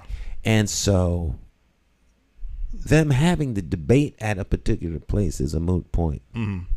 Okay. It's a moot point. So if they wanted to make a statement about reaching out to urban Connecticut, they would have the debate someplace where, brown folk are. Yeah. Well, with all fairness, I mean, Bob Stefanowski has an office in Bridgeport. He has said on the radio program he's really spent a lot of time in Bridgeport. So, you want to, take a person for what they're saying. Time in Bridgeport is not the same as connecting with the people of Bridgeport. I plan to tell Bob Stefanowski that to his face tomorrow. Oh. I'll let you know how that turned out. Oh, okay. So I didn't even... Yeah. So you're surprising me again. I didn't even realize that. Okay. To deal with that. Well, again, he knows about the network. He knows about the request. You want to be fair to every individual. If you got something that you're going to say, then I'll definitely take that for what it's worth, stand to the candidate. If the people feel the candidates are, at least treating them fair, and maybe one candidate is treating the residents more fair. I mean, this is a whole political. You're going to have people who are in favor for Bob, people who are against the governor, people who are in favor for the governor, people who are against Bob Stefanowski. It's somewhat of a very close race like it was 4 years ago. The polls will indicate that Governor Lamont is leading, but Bob Stefanowski only lost the last time by 40,000 votes. So it doesn't matter whether he lost by 500,000, 2 million, or 1. The Speaker of the House, Matt Ritter, won by 1 vote when he was running against Kenny Green. Right. So 40,000 is a lot. That comes far short of victory. Short, You only take 1. You win by 1 vote. Well, no, but you have to have a recount if it's a very. It doesn't matter. Close. It doesn't matter. Politics is a lot like many other things. There's only one winner. Trust me. Take it from someone who's lost 3 times. So And it wouldn't. Whether you lose by 1 vote or 40,000 votes, it doesn't matter. You didn't win. And quite frankly, to lose by 1 vote is a harder pill to swallow because it makes you think, if I'd have knocked on just 1 more door, 2 more doors, if I'd have smiled at instead of being grumpy at that one time, you rack your brain trying to figure out where did you drop the ball. It just 2 people would have made the difference. So a close race is a close race. That sounds good, but it doesn't diffuse the fact that you lost. Well, you pick up the pieces of the puzzle. You try to regroup yourself. You do, and you move on. Yes, you move Life on. goes on. Yeah. But I mean, you move on to the next election. I mean, you realize what you did wrong. Well, that's not necessarily true. Then you could lose twice. Right. Or maybe 3 times. Just because you pick up and move on doesn't mean you're going to win. Yeah. It's just not, you win because the people vote for you. The people express themselves. And I think sometimes what candidates don't understand is that the public has spoken. I hear lots of people say lots of things, but at the end of the day, it ain't about the candidate. It's about the people and serving the people. So why are the people going with somebody else? You have to ask yourself that question. That's a hard question to ask. Right. I mean, it's a great question to ask. It's hard sometimes to hear the answers. Well, the one thing I could say, even towards this morning's show, changing the topic slightly, is that if Connecticut needs to improve, if we're ranked 39th out of being the best states for business, and you have the governor, he can look at it and say what areas he would like to do to improve Connecticut. The candidate that's running for governor could say he would like to adapt some different changes, which he has already stated that we need to be doing things differently. He will say that part, Bob Stefanowski, right? That how Connecticut is being run is not being run the right way. Right. But, I don't like things that are non-specific like that. So so what do we need to eat something different tonight. And well, I mean, I'm tired of the same old thing. And well, don't you get tired? Don't you want something different? Right. Maybe something spicy. Like what? I don't know what that is, but it needs to be different. Yes. Different doesn't mean anything to me. It means you don't have a plan. What's going to be different? Well, even his plan saying, well, we're too much of a regulated state. How are you going to unregulate Connecticut? Yeah, now, there you go, Jonathan. Those are Jonathan questions. Right. How are you going to unregulate it? It's you don't get to choose. You don't get to unregulate as the executive. Those are legislative things. So, one would think it's in the best interest of any chief executive to move particular agendas forward that are going to be good for business. So failure to move them forward might not simply be only the executive. Right? So what do you do? I mean, there's a lot of working parts here. And I think part of the problem is candidates suggest to us particular things and we just run with. We don't ask any substantive questions. We don't ask probing questions. We don't ask the right questions. Without the right question, you can't get the right answer. And the one thing I hear about you, Jonathan, from many, many different people is Jonathan asks great questions. The question gets the answer. Right. You ask great questions and your questions are fair. I could say this, I think, almost without fear of contradiction. That if you called up David Walker. Right. If you called up David Walker, he would come on next week. He would. Because you're fair and you ask substantive questions that don't waste his time. And he wouldn't think it robbery to come here. You see what I'm saying? So that attributes, a lot of that is attributed to you. I forgot actually who did David Walker endorse. I don't know if it was Bob Stefanowski or someone, but he had somebody that, he never really endorsed anybody. He was just probably more supportive of one person than the other, but I can't remember exactly who. He has somewhat of a relationship with Bob Stefanowski, David Walker. But yeah, you're right. I wouldn't have I feel very confident if I reached out to David Walker, he would definitely come on.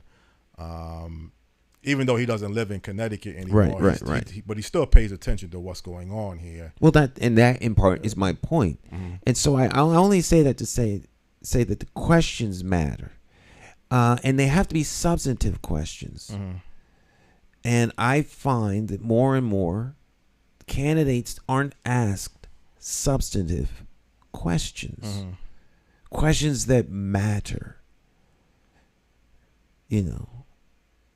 It's great that the American people are concerned about inflation. But inflation isn't the only thing. Right. So, what's your plan to deal with inflation? Clock's running. You got 5 minutes. Next subject. We spent a whole 5 minutes on inflation, and now we can move on to other things that affect people's lives, because inflation isn't the only thing affecting people's lives. It just isn't. Right. But if you turn it into that, then they can get away with answering questions that they don't have, one, any control over, two, inflation's going to go away eventually. So the correct questions aren't asked. And to me, that's the important role that the press should be taking on, asking the correct question so that the constituents can get substantive answers whereby to figure out who they want to represent them. And then, having gotten answers to substantive questions, they can then hold those people accountable. You can hold the governor accountable and understand, well, the governor seemed very sincere about moving this forward. What is in the way of getting this done, Governor? Well, the legislature. All right, then now they want to call up the legislature. The governor made these promises. You guys seem to be hindering him. What are you going to do to help move that agenda forward? It involves an engaged, active constituency. But if the constituency is disengaged, then they're not going to call up the legislators who are the check and balance to the executive branch. You know, they're and it's kind of like, well, we go along to get along. That's I feel more and more that's not the fault of the elected. It's the fault of those who are electing. It's a constituency issue because it's our government, not theirs. It's our government. So they get away with what we let them get away with. Right. And so, you know. Well, I mean, again, if y'all, the black media press, met with Governor Ned Lamont, a lunchathon or lunch event that you had with him, and obviously, you know, you spent some time with him. It wasn't like a 10-minute quick brunch. You really sat down. Now, again, you didn't mention anything about a agenda or anything directly towards some type of policies. I mean, well, no, we weren't there representing the community. So you was just there as a meet and greet, and then you discussed. Well, no. We were there to talk about the black press. The black press, okay. And the black press having access to critical information that our community needs. That's our job as the press. Well, that's somewhat representing the community in one area. No. It's not representing the community towards the media coverage. No. Because sometimes the community has to come under attack by the press. We're not here to represent anybody. We're here to deliver information so that the community can make decisions. We're not trying to tell people how to think or what to think. As the press, it's not our job to represent anyone. Our job is to represent the truth as best we can deliver it. The press is not a propaganda arm for the person or persons that are trying to move their agenda forward. The press is a vehicle of information, often referred to as the fourth branch of government, to keep everybody in check by making public and transparent actions and activities. What people do with the information is up to them. All right. So providing the information, having access to the information is really the focal point of having. That's what the press black does. Press, yes. And the black press is more geared toward and sensitive to the African American community and black community in general. That's because there are issues that are of grave concern to us as individuals. Well, the key thing again is getting this information, getting this somewhat commitment before the election. I don't like. Oh, that's the picture, y'all together. Reggie Hells. Now, of course, it looks like I'm sleeping here, but I'm not. I'm thinking. I'm contemplating. Okay. I'm not asleep. All right. So he's reached out. Yeah. I'm listening. That's my listening mode. It looks like I'm asleep when I'm listening, but I'm not. Right. I'm not asleep at all. Yeah, you want to get some type of commitment before the election. I mean, I don't like this process after the election. Then we'll meet and we'll work on something. I mean, you need something. Obviously, certain things have to happen after the election, but there's things that needs to happen before the election too.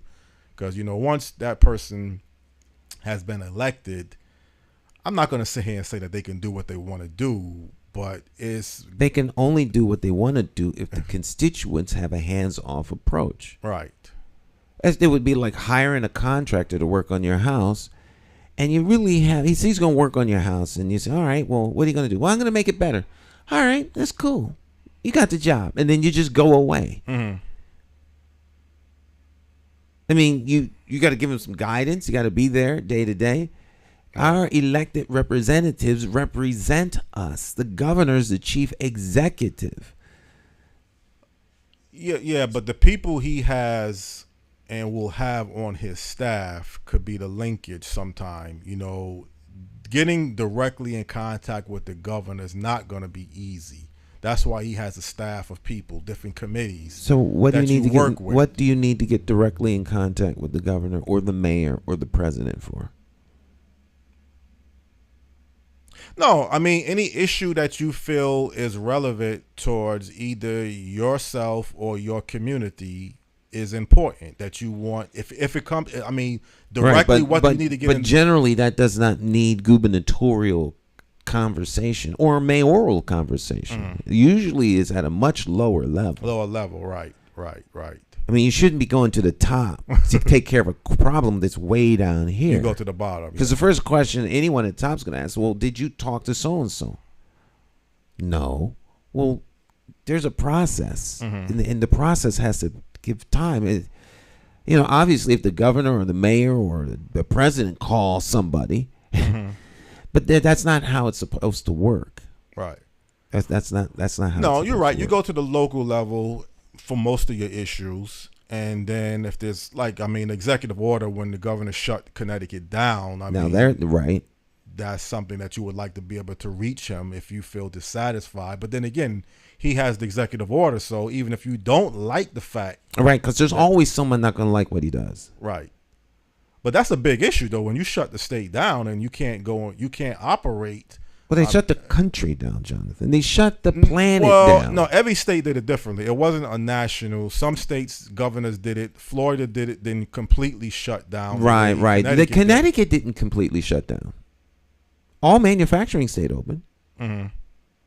All manufacturing stayed open. Pratt Whitney, Electric Boat, manufacturing stayed open. Okay, they didn't close down the whole state. But, a lot of your businesses were either shut down or reduced to a limited. But we were in the middle of an unknown contagion that was global in its impact. Right. They had never shut down the country or the planet before. All right. They were starting to shut down parts of China as a means to quarantine long before they did anything here, but eventually became a worldwide effort specifically to keep people from flooding the medical system and breaking the system. That was the original intent. Now, it's always good to look with 20/20 hindsight and see what folk did wrong. But that's not a fair assessment of where you're going to go. And so who your chief executive is important. But most chief executives, whether they're the mayor, your first selectman, whether it's your mayor or your governor or your president, just like the Supreme Court justices, you don't know what they're going to do in the future. Right. You have no way of knowing. Because the event that you're talking about didn't exist until it existed. Right. So no one knows how they're going to react. No one knows. So, I mean, those are things that come up in conversations, but they're fruitless conversations because they don't yield anything. All right. But what we do know is there may be some piece of legislation that you'd like to put forward. That's the true. Governor needs to sign it. Sign it. That's important. All right. So where is your local legislator on particular issues? We don't ask them substantive questions because they tend to be more friends of ours. So we don't want to, I trust him because he's my friend. Well, you're not hiring your friend. You're hiring someone who's going to represent you and helping to move issues forward. So, we're not asking the right questions of the people who represent us. They can still be your friends, but when they're on the job, they're on the job. It's not personal. It's not personal. So we have to hold them accountable. And that's the job of the press, is to hold people accountable. But it's very difficult to hold folk accountable if you don't have access. And the black press generally did not have the kind of access. So where was the black press when Lamont was having his daily meetings? Now, those are the kinds of things that black press needs access to, so that the black press can ask substantive questions. Those are the kinds of things we just need access, so that we can ask the questions for our community. Well, also, I mean, you could look into the fact of the black press here in the capital city having access to questions towards your legislators. I don't know. Absolutely. If, there's a media format being funded in that area that will allow you. I would definitely wouldn't have a problem interviewing. It's not so much a matter of being funded. Reggie Hales made an interesting comment. Mm-hmm. I'm looking for the thing. I can't find it. There's right now, I think there's only a couple days to the end of the month for the child credit. Okay, you get tax, rebate or return for the child credit, up $250 per child, up to a total of $750. It's a tax rebate, but you have to apply for it. Less than half the people applied. Now, Reggie ran that in his newspaper, but he expressed what he had to go through to get that ad in his paper was just ridiculous. Now, major media, they got, I'm sure they were reached out to by, entities that place ads, and along with those ads, a buy wasn't even given a second thought. So if black press isn't given a thought as to whether or not they're going to be included, that's a problem. The governor has reached out. The Republican candidate won't come to one of the entities that the governor invited to come to his place. Right. So if he won't reach out to us when he's running for office, what makes anyone think he's going to reach out to us when he's in office? That's what I was definitely thinking about. He's already showing. He's already shown us what he thinks of us. What he thinks of us. We are an unnecessary. We don't matter. To his victory, we don't matter. Well, if we don't matter to him winning, then we don't matter when he's in. Yeah. It don't take a rocket science to figure that out. And I've rarely seen a candidate totally kind of ignore you when he's running for office. This kind of, I won't say this is the first time, but it's been quite a while that I could recall this. I mean, Oz Griebel, God rest his soul, he ran for the last governor's race. He was very responsive. He was an independent. Tom Foley, again, even Rufus Wells was going to be I guess a consultant with Tom Foley at one point. They had a meeting towards some type of urban agenda or urban policy. I just can't recall the last time a Republican or a candidate, this case a Republican, has pretty much just ignored you right up into the last, unless he's going to do something dramatic between now in November, which I'm not aware of. He's pretty much, like you say, shown you what he thinks of you and what he's going to do. See, here's the problem. The problem is we're here now. So no matter what he does in the future, he can't undo the past. You see what I'm saying? And that's so sad. It's tragic. Because you reached out to him when?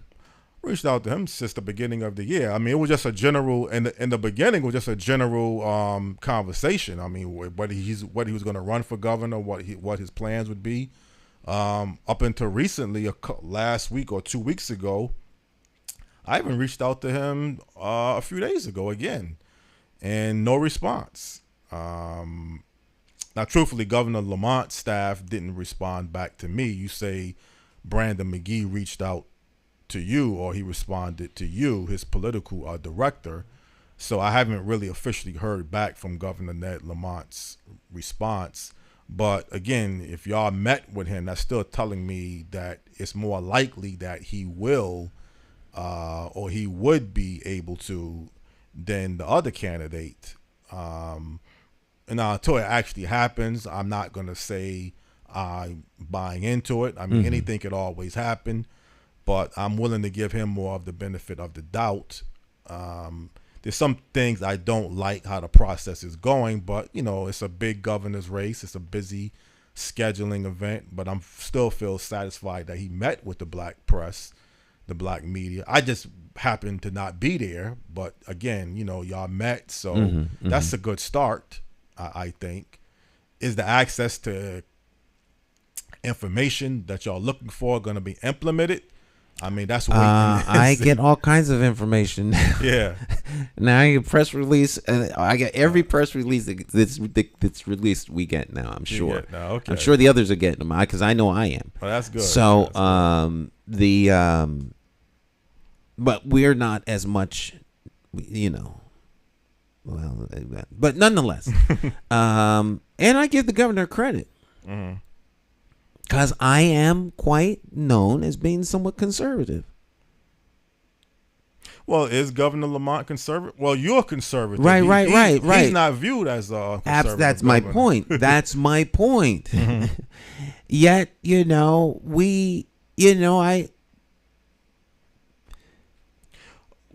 to respect. You have to respect him reaching out. Right.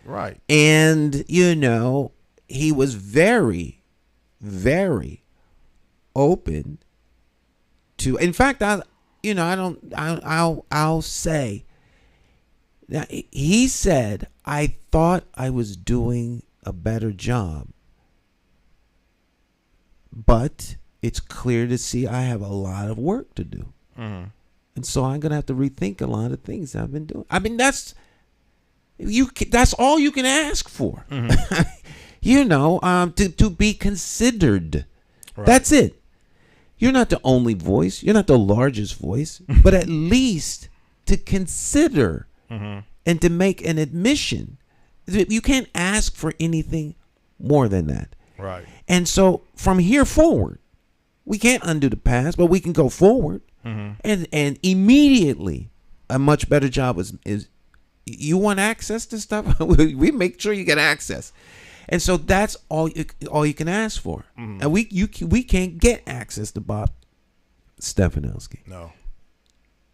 And it would be one thing if he wasn't on the other media formats and you could say he's just ignoring everybody, but that's just not the case.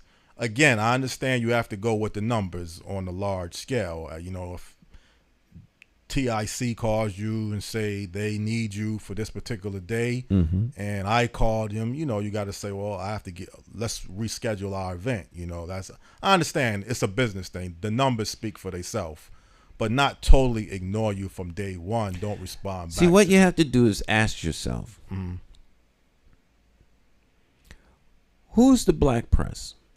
Who's the Latino press? You got Telemundo, Univision. There are several newspapers, right? You get several radio stations, right? Right. So now, who's the black press in Connecticut? Well, it's limited to me, Stan. I mean, that's my point. So, right, it wouldn't matter if there was only one. If there was only one, there's the North End Agent, Inquiring News. You got the West Indian American. There are several. There's Tom Ficklin down in New Haven. Right. All right. I don't know who's in Bridgeport, but I imagine there are a couple down there. All right, but they're few and far between. And Springfield doesn't count. Springfield doesn't count because it's not in Connecticut, right? So, if you want to reach the black people in the state of Connecticut, you don't have to look high and far and can't figure out and all flustered with thought as to who has access to black people in media.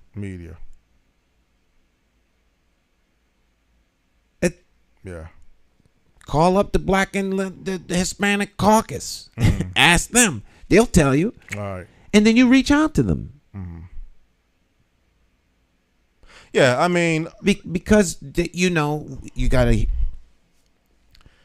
Yeah, I mean, the only thing I want to see is what's going to come out of something. I mean, I like the fact that y'all met with him, but in particularly accesstv.org network, because this is the network that I'm part of. So I definitely want to see whatever your interests are, Stan, that's kind of on you. I like the fact that, you would have no problem with the debate. I like the fact that if the governor came and said maybe Monday might not be the best date for me, we can work on another date. Those are two areas that I would definitely like to know is covered, because you would hate the governor says, look, I can be willing to do a debate. Maybe Monday at 8:00 may not be the right time. Can we kind of look at another date? Well, the debate has to be set up with the commission and, this, that, and the third. I think that it's reasonable to suggest that the governor might be available for an interview. Okay. Right. I can't speak for Bob Stefanowski. Right. Well, I take this very serious, the format, the show, and I wouldn't say I would look like a fool if the governor's not on the network and we don't get a chance to interview him. But I certainly wouldn't feel complete or satisfied neither. I'm not here saying the governor has told me he's going to come on the show, but I haven't heard no neither. I just haven't gotten a complete response. But hearing that y'all met with the governor of the black press, that's definitely telling me something. He knows about the network. I don't think the network he doesn't know about. And again, I'm more concerned, obviously, with your network, but the others are important too. What Reggie Hales is doing absolutely. is We're all too. important. We're all important. We all do different things. Different things, right. So we're not in competition with one another. We work as a team, so to speak. That's what Vicki Parker was saying. That's how right, in North Carolina, right. They don't get so upset if Charlotte gets one business deal and Raleigh doesn't get any. They look at it as a team effort. It's somewhat going to help us in some areas at some point. So the fact that everybody here in the black media in Connecticut looks at this as a team, y'all not competing, because you don't want a little enviness and jealousy get into the way. Well, and then that's why I think if it's going to get into money, that's a whole different ball game, because money is different. Money is not the issue. Money, we're not talking about money. Money is not. All you do is drop an ad. Right. Drop an ad. It's just an ad.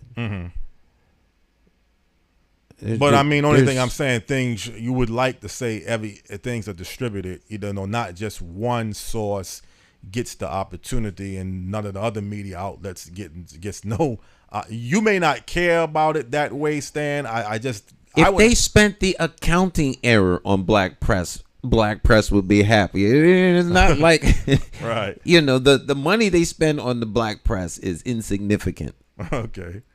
And that would be fine with most of the people that are in black press, because we work off of nothing. So, I'm just pulling numbers out the air. I'm not suggesting anything like this has been talked about or anything like that. But if you spent $20,000 with everybody, if that's all the money you had to spend as a candidate, you could plan to lose. Those are ad buys in major television that are just starters. Starters, exactly. Starters. They could spend millions of dollars on advertising. Millions, right. And so including black press is not diverting any money from the campaign. Exactly. Because there is so little black press. Right.